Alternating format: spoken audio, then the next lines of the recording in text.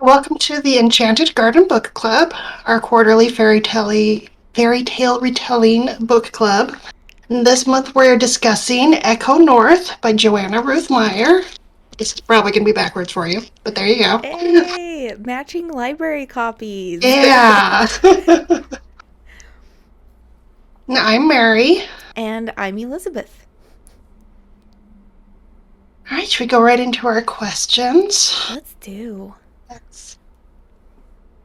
All right, in what ways is the retelling similar to the original? Now, this one gets slightly complicated because we're not just dealing with a single original fairy tale. We are dealing with a collection of fairy tales that are all on a theme together. That kind of my bow has turned into a monster for many different reasons fairy tale trope. So we have Beauty and the Beast, kind of the Cupid and Psyche story idea, Tam Lin and East of the Sun, West of the Moon, all smushed in together. Um, and it very much, I think, the Meyer does an excellent job keeping enough elements of each of those tales that if I had only read one of the tales, I would still be able to find that tale in there. Um, I agree. you have to wait a very long time to get Tam Lin, but by the end of the book, Tam Lin's in there. You can see the Beauty and the Beast elements right away, and East of the Sun, West of the Moon is for sure in there too. Um, I feel like I should get more specific, but it's such a broad question given the number of tales involved. So I defer But to you. obviously did have the basic concept, the youngest daughter being sent to live with a beast. Mm-hmm. There was an enchanted dwelling, which is present in two of Mm-hmm. the tales, and a cursed prince, or man, which was in all three. Mm-hmm. I felt like the beginning was where we saw the most Beauty and the Beast elements. The middle was mostly East of the Sun and West of the Moon, and then of course the ending from Tam Lin. But I yeah, definitely seemed agree. to wrap them. Yeah, it feels like we're taken through the stories kind of one at a time. It opens very Beauty and the Beast and ends very Tamlin with a beautiful little bridge of East of the Sun, West of the Moon. And in case anyone's not super familiar, or in case you are and you're curious how Echo North fits with East of the Sun, West of the Moon, or Tamlin, because they're a little bit less familiar than Beauty and the Beast. The East of the Sun, West of the Moon bit that is primarily present is woman must go live with enchanted prince she doesn't know is an enchanted prince. She thinks it's just a beast. In this case, a wolf. In the original tale, usually a white bear instead. So white wolf, white bear, magical beast. And she's told, you cannot look at this beast at night. Like, they share a bed together every night in the dark, and she's told, you cannot light a candle, you cannot light a light, you cannot look at it. And in the original tale, they're married. She's married to the animal, and they have sex at night and things, like they're married. She can't look at him. So I'm pretty sure she knows that he's human at night because they're doing the deed, but she can't look at him. And of course, she sneaks a candle in and lights it and looks at him. And again, in East of the Sun, West of the Moon, she sneaks a peek, like, in some stories, while they're doing the deed. In others, like, while he's asleep afterwards, like, tweaks. But in Echo North, she does ultimately decide on the very last night of her year with the wolf to sneak that light in and sneak a peek. And that's what actually sets off the curse, and in that enchanted prince beast gets whisked away by the evil figure that has enchanted him to begin with and set those requirements. So um, he's going to be forced to be married to the evil, woman that enchanted him instead, and she has to go rescue her husband before he's married off to the evil woman, etc. Um, it's an interesting story, but they're very interesting. Like, the retelling's the same either way. In Echo North captures the essence of you are not supposed to do this thing, but the only reason that the story can progress and that you ultimately are able to live with your love in his human form is because you broke the rule. But you're also in trouble for breaking the rule. Like, don't break the rule. You broke the rule, oh no, but actually you had to break the rule. Or it wouldn't have been good anyway. Like, Yeah. that's all in there, and she captures that well, and I did love that, because East of the Sun, West of the Moon is one of my favorite fairy tales that is not super common, and so it was great to find a retelling that really captured that story. And then Tam Lin, of course, hold on to that man while he's turned into a bajillion different monsters, and if you hold on long enough, then he's free and you've saved him. That's very much the end of the book, as Mary mentioned. Any other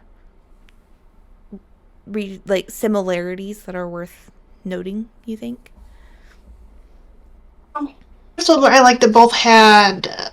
There was a lot of the enchanted library feel, or mirrors or windows, ways to.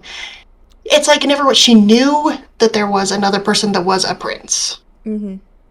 Whether she was able to make that connection of this is the same person as the beast or not. Mm-hmm. Like as a reader, we were able to make that connection. True. And it is interesting because I feel like the enchanted library that is in the house under the mountain is inspired by not so much the original fairy tale version of Beauty and the Beast, but what often is thought of as the original experience with the tale. A lot of us have now with the kind of Disney movie big magical library. And you do have that magic mirror that lets her see her family. Only in this case, all of the books are also magic mirrors. The mirror books were really interesting and at the same time unique, while also feeling like wholly taken from these tales. Like, you have an enchanted library and you have enchanted mirrors. Let's just smush them together. Yeah. And it's recognizable as elements of those original tales without being exactly the same. So one little thing that did, going back to that Disney version, at one point she finds like the ballroom with the yellow dress, and I immediately got that picture in my head of the original Beauty and the Beast. Yeah, you can picture the ballroom they scene. even mention playing her playing the piano and like teaching the wolf things, and there is a scene too in the Beauty and the Beast Disney movie where she's sitting and like playing the piano and they're being all cozy and homey together. Oh, that's right. And I feel like a lot of those kind of snippets of scenes from the movie very much made their way into the book as like little Easter eggs to be like, oh, I see what you did there, Joanna Ruth Meyer. I see what you did there. So, yeah, fun little details to recognize for sure, scattered throughout the book. Let's move on to the next one. How are the two stories different? As other than the main one where she combined 3 tales. Exactly. Is a big part. Like that's a big bit. I did enjoy most of these stories of Beauty and the Beast. If we look at kind of the beginning of the story, most Beauty and the Beast tellings, Beauty is the youngest of a series of daughters. And I did enjoy that instead she is still the youngest, but she has an older brother. That kind of sibling dynamic is different for that reason, and I did appreciate that the brother kind of gets his own life and isn't just this spoiled, demanding older sibling that wants actual things like treasures where she only wants a flower. Like that's not there at all. Instead, it's like, my brother's a cool apprenticed clock repairer maker, and he made me a really cool watch compass, and he's nice and living his own life. And I felt like that was a nice little change, and that is something that's different from, I don't think any of the original tales is like, and she has an older brother who's just a nice guy. So that Yeah. that was a difference for sure. We already mentioned it's a white wolf instead of the white bear when you look at kind of east of the sun, west of the moon. And it's one of those like similar but different. The wolf queen being the overall kind of enchantress behind everything captures that kind of fairy queen aspect. That's the Tam Lin enemy, the kind of like wicked enchantress slash, I think in some tellings, ogre princess from east Yeah, of like the a sun, west of the moon, trolls. like Yeah. the monstrous Yeah. figure of that, and also the fairy that wants to penalize the spoiled rich boy from Beauty and the Beast. She's fitting all of those roles while still being a completely unique character that Meyer has come up with in the form of that wolf queen. She even managed to keep both the there's a single like fey queen that wants him element, but also the she's an evil monstrous figure that wants to marry him to her monstrous daughter, because she did go ahead and give the wolf queen a daughter to be present as well. So that's similar, but again, the way it's different is that it's smushing all these stories together, and it is making those figures a lot more present from beginning through end of the story. Slipping the Wolf Queen's daughter in and to the mirror books, for example. So she's actually a present figure, not just some Yeah. Not off just the in at the page end. imaginary foe that you Hmm. have to go save your boo from. Um, I think it's really the way the stories are combined is how she's making the stories different from the originals. There are obviously little snippets that are different, but it's in the combination that I think the most interesting differences Yeah. are. One refreshing difference that we got right from the beginning was Echo is not considered a beauty. She got scarred by the beast and is considered, kind of cursed and Mm-hmm. unwanted. Yeah, and that's something I think that's interesting is the way that we experience the story that we read in the part one of the book is very much um, Beauty and the Beast, but she's not a beauty. She's considered like devil touched and has had this terrible childhood where people have really judged her in a very ableist, disgusting way for the scars that she got from the wolf early on in her life. And we find out at the end with that twist that I'll go ahead and spoiler mention Yeah, because it's this like, is all spoilers. Um, yep. we find out at the end that actually that first run through of her original life was a lot more stereotypically Beauty and the Beast. Mm-hmm. She was the, you know, musically talented, popular, beautiful book reading belle from town who lives with this beast and falls in love with the beast and wears beautiful ball gowns and is all about, like she very much basically was that Disney beauty from Beauty Yeah, and the Beast in that first iteration of her life. And the change that gave her, I guess, the little bit of difference to see through the rescue on her second try was that she was scarred and was dealing with the consequences of that on this second take two.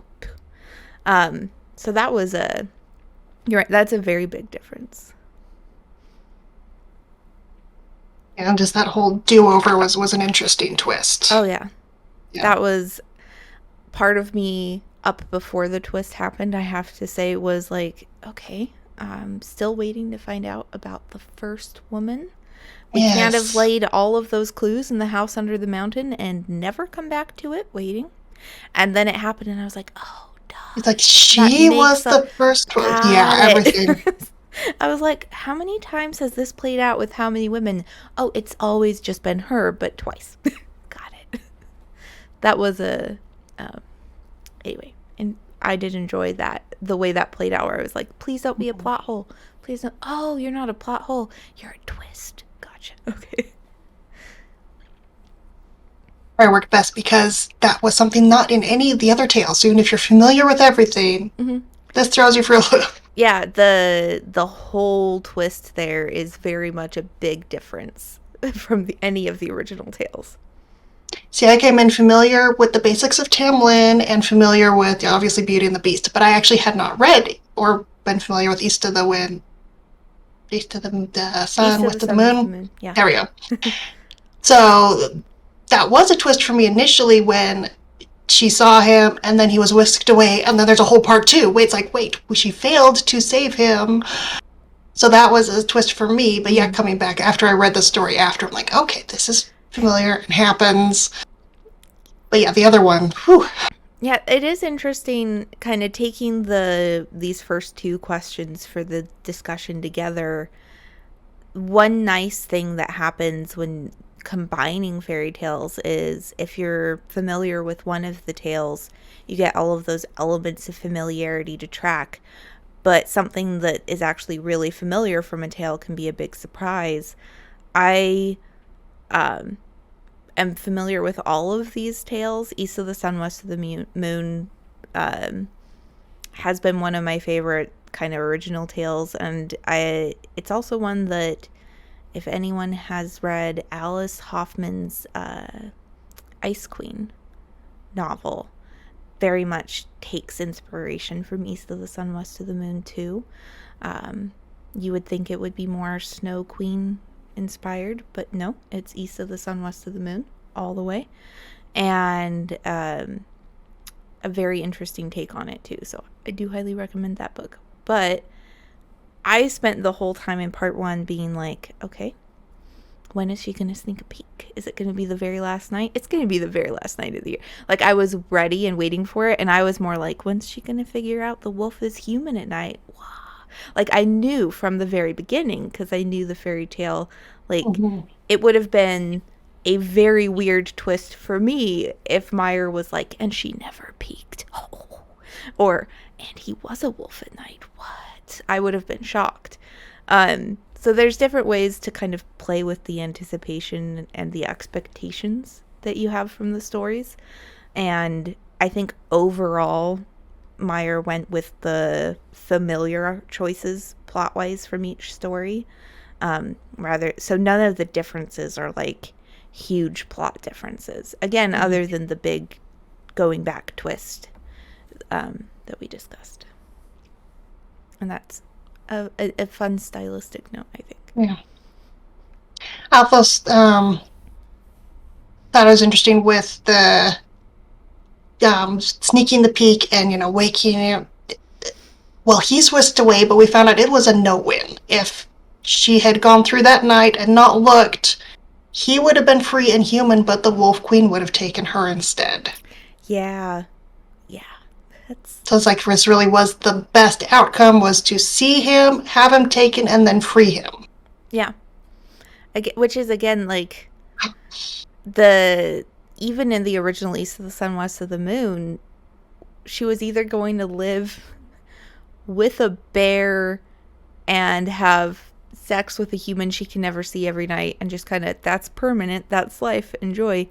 Or she was going to break the rule, go and save him, and have an actual happily ever after. And the actual happily ever after only comes from breaking that rule. But in both, it's very much the enchanted lover is like, oh my god, why did you look at me? This is awful. This is the end of the world. Like, bad job. Which is especially egregious in Echo North because, dude, Hal, you want Echo to be taken away? She didn't agree to that. Like, and you want it twice? You did it the first time and the second time? That you weren't like, why weren't you? I understand you were enchanted, so you couldn't warn her.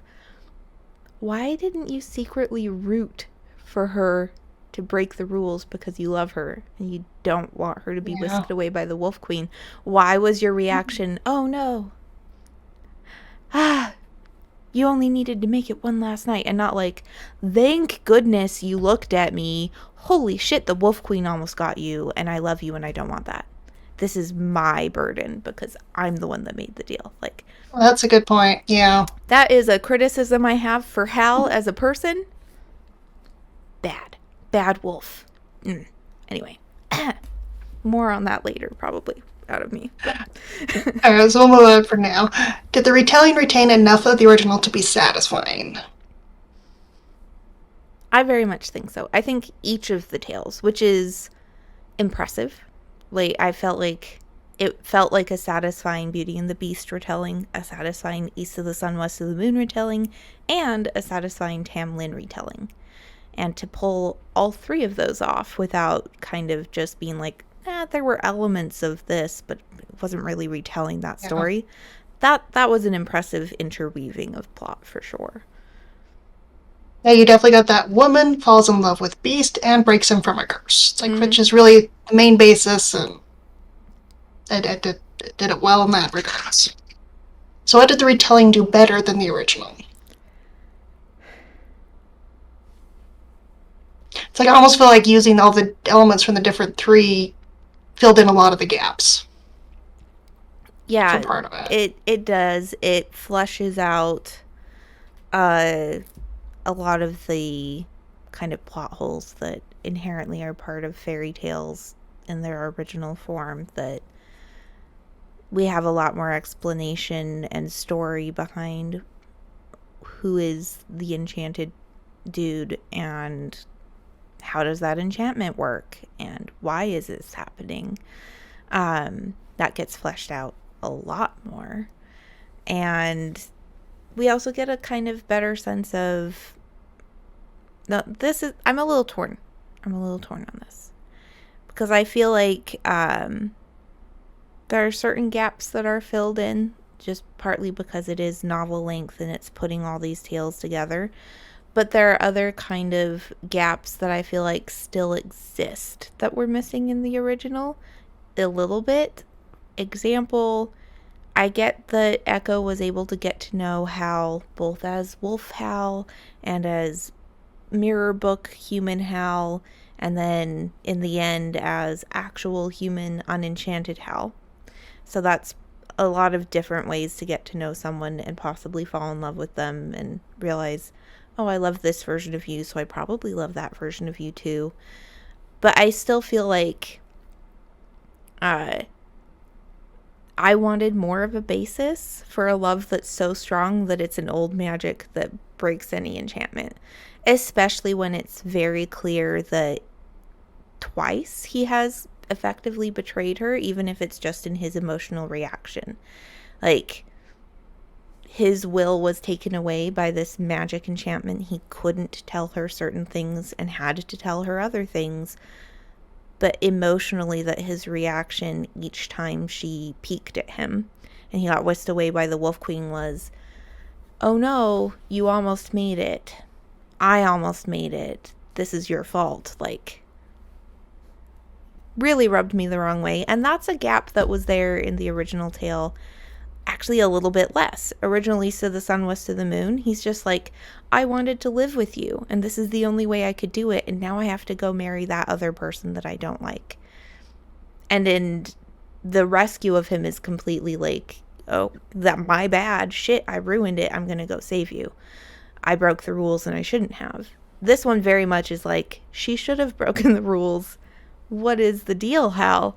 And I feel like that's always a gap in an original fairy tale, is why do they love each other so much, especially when their love is like magically powerful?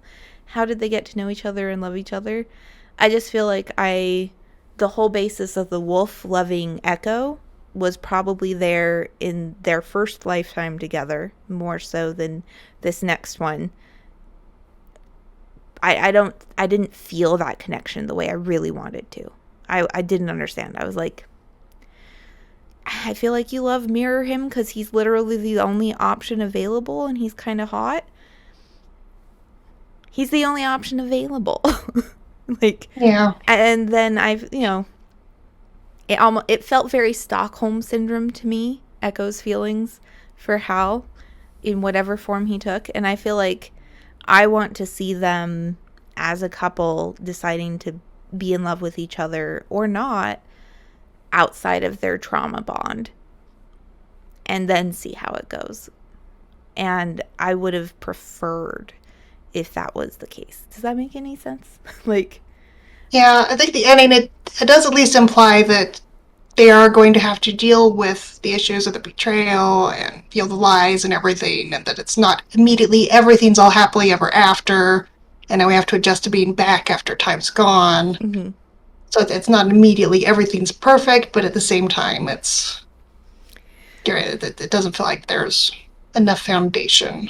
Yeah, I feel like showing up already married when she's like, by the way, I'm alive 11 years later to her dad and her brother is like, I would have preferred that they get to know each other instead of just being like it felt like a whirlwind romance even though they lived together for a full year, you know, like.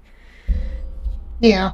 But again, I think that's not necessarily a fresh and unusual for a fairy tale. It's just something that ideally I would have liked to see addressed as a gap to be filled in, because I think young adult romance novels, we have so many that tell the teens who read them, first love is the only love. Yeah, yeah. Once you're in love, you just stick it out no matter what they do to you. And I think that's really toxic. And I would like to see a woman be like, Hal, look, I thought I loved you. I broke your enchantment. You're free. Go be you. Do whatever you want. But also, dick move, bro. You've had over like hundreds and hundreds of years of experience to figure this out. Why don't you go figure it out as a human? I'm going to go be hot and single because I'm only 18. And independent maybe, and at university. Like, seriously, like, go experience college, meet some hot college dudes. Like, I don't know, Echo. You're settling down too early.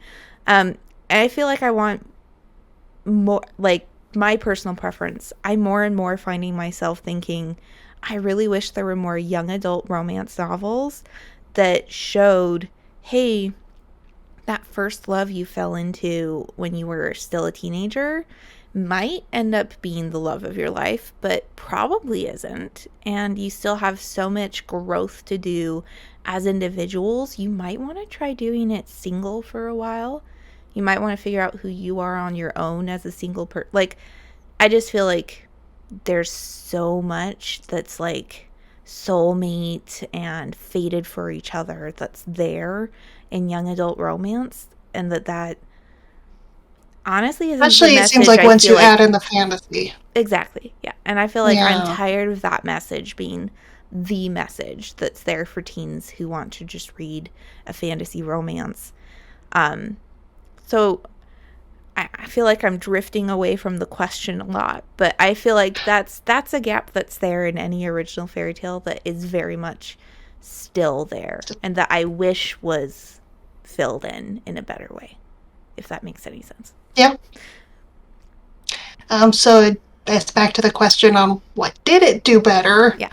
I really enjoyed that she had something to do in her year at the house. She wasn't just like making up tasks for herself, drifting. She actually got to care for the house and keep those rooms together. And I feel like, kind of back to what you said, it felt like there was more of a relationship with the house than with the wolf. For sure. Yeah. The house was the real loss. Like, learning all that binding. And she learned skills. She relearned, apparently, because she knew it in her first life, but she learned piano and she read books about the real world and learned about composers and learned about folklore and tales from across time and around the world. And like, she had a very productive, she had a very productive year, which was really nice. And learning to sew even came into play in her journey north. Yeah. Like, she actually used some of those skills.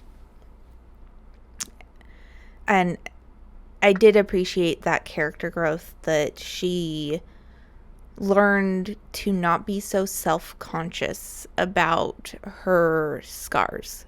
To just say, you know what, people have treated me badly for them, but that's on them, and I can still be comfortable with who I am and view them as a reflection of my experience and not feel like I have to hide my face and be ashamed of them. And I think, like, the way that she's just kind of traveling and telling her story and doing her thing at the end was really nice, like, character progress for her. She was scared to even try to go to college because of her scars, but now she's just gonna, like, cross the entire planet to go to the far, far north all alone, scarred face and all. And she, I feel like she's figuring out how to be an adult in that way, even if it is for a very childish romantic feeling. Ultimately, like, she has some lovely character growth. And then kind of touched on this. What gaps did the retelling fill in that were missing in the original?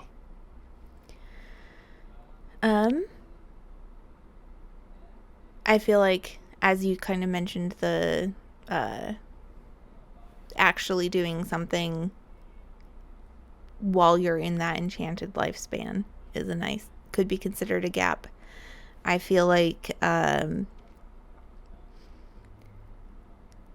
fleshing out some of the details of the journey, it still skips quite a bit, but I think adding in the interaction with the North Wind, who's been, turned human and doesn't have most of his powers, and having that kind of guide moment helps explain how would she get to the far north. Although the winds do make appearances in Tales, I feel like the specific way the winds are used to facilitate the whole story was a nice filling in.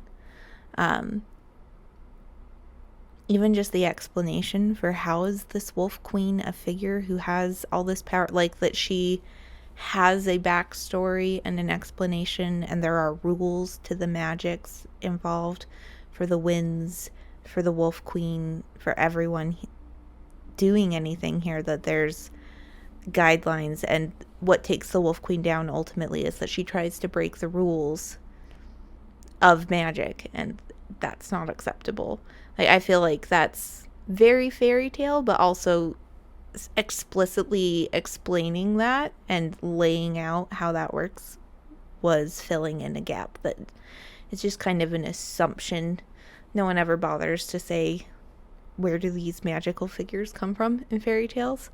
How do they interplay with each other? So it was nice to get how are these figures interplaying? Why didn't the winds do more earlier if they're good people? Like, what's kind of, you have to wait till the Wolf Queen breaks the rules and then you get rid of her, is a nice very fairy tale explanation that still wasn't there in the original tales.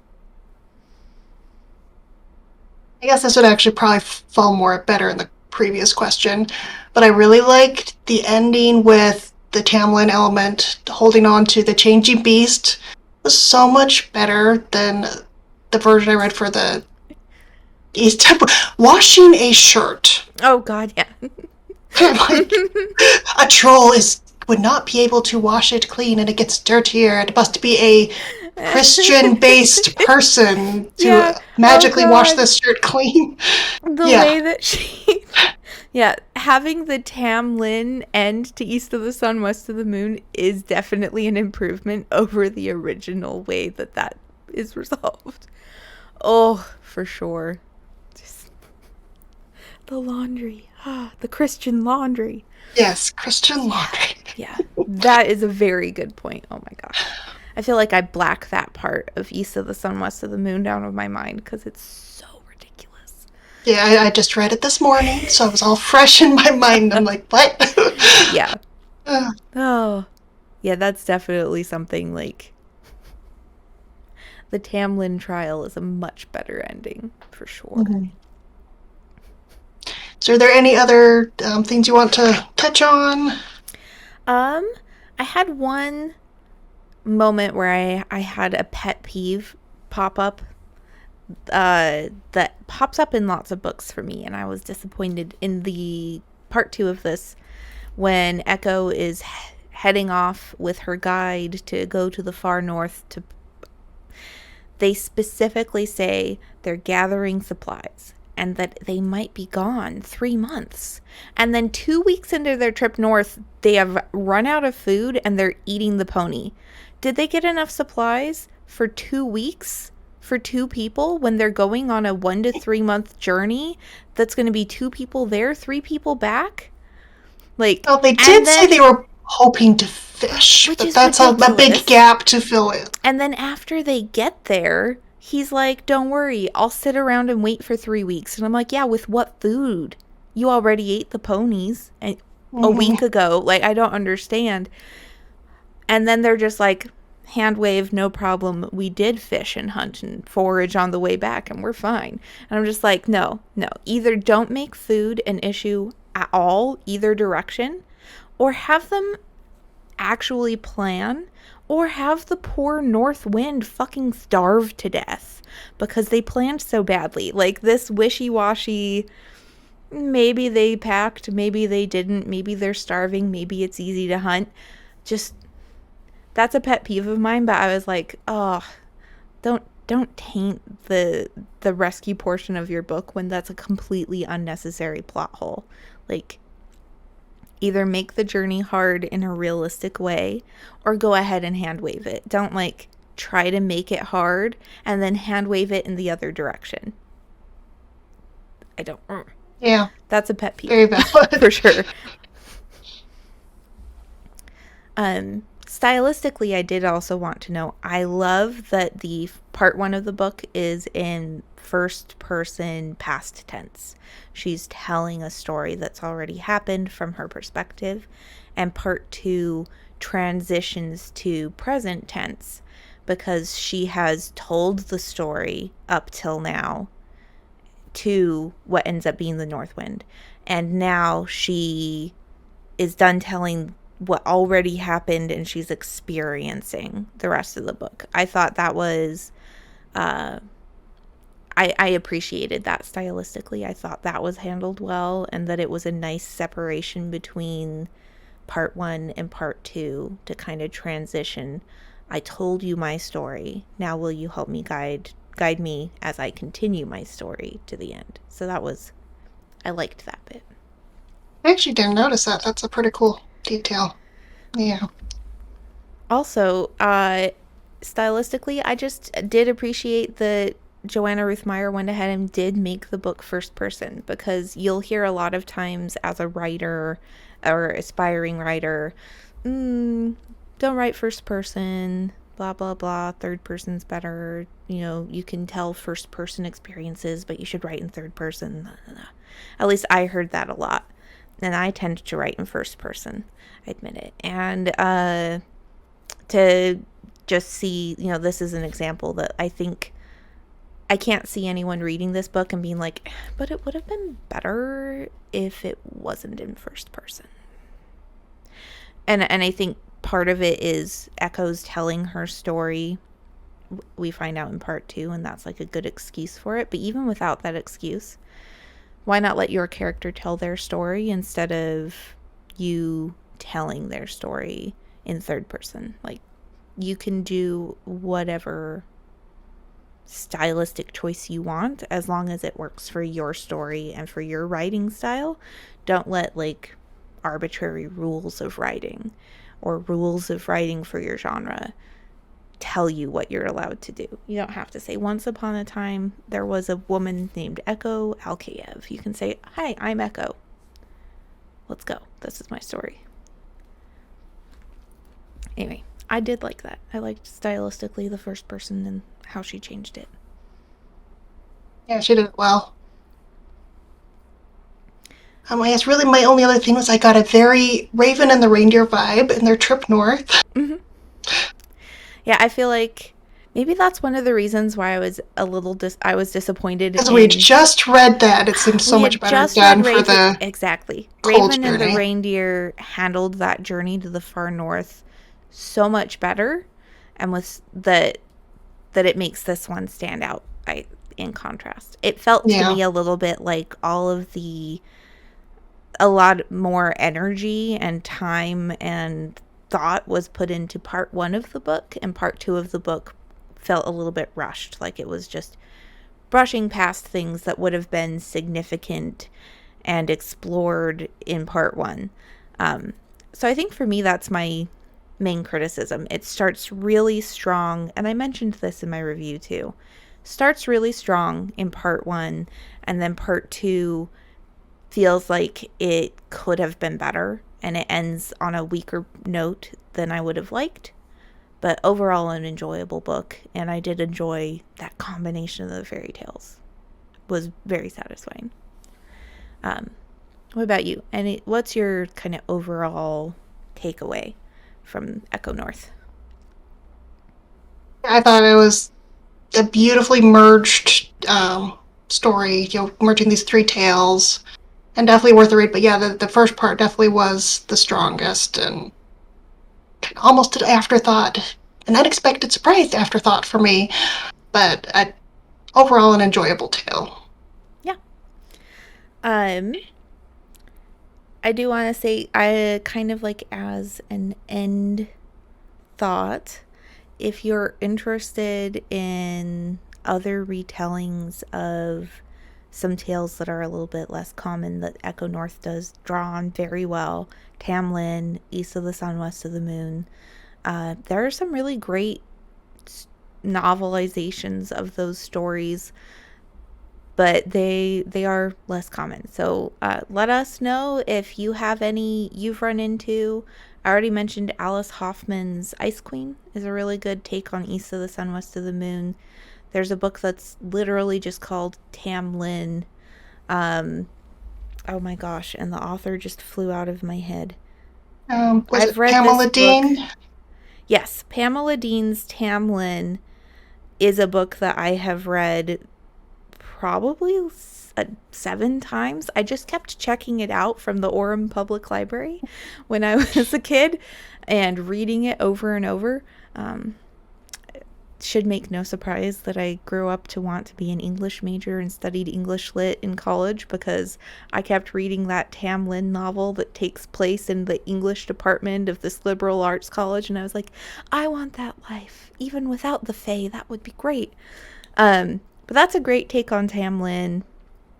And there's so many cool less common fairy tales out there. It was really nice to see something that might draw you in with that Beauty and the Beast familiarity, but then lead you to explore something like The Ballad of Tam Lin and East of the Sun, West of the Moon, and get some of the less pop culture fairy tales into your life a little more.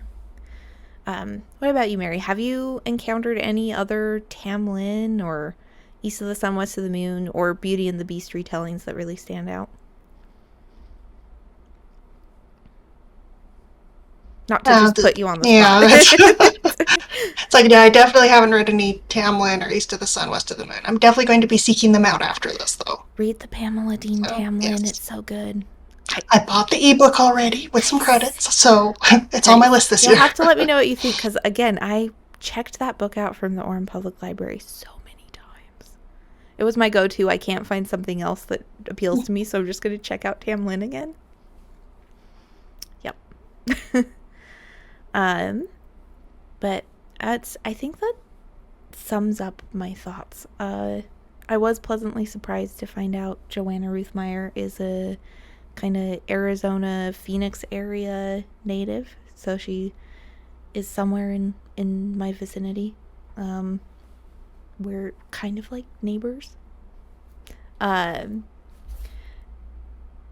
and so that was a fun connect, because I was trying to figure out, this is the only book on our lineup for book club books for this year that is already available in my public library system, which is shocking. I'm going to have to request the others get Yeah. added because why aren't they there? Probably going to end up buying them, but still. But now I understand why. It's because it's a local author. So Tempe/Phoenix Public Library System, do better. But also, thanks for supporting local authors. We love libraries. And I would never really be mad at a library. I would just vote that they get more funding because they need it. They deserve it. Anyway. So do please come join us on Facebook or on our Discord group. Mm-hmm. Happy to discuss both either Echo North and our future titles or anything fairy tale related. Yeah, we're always happy to hear from you and have any kind of book discussion or fairy tale discussion you would like to have with us. And we will see you in June, right? I'm not making... Yes, June. We'll see you in June for next quarter's book pick,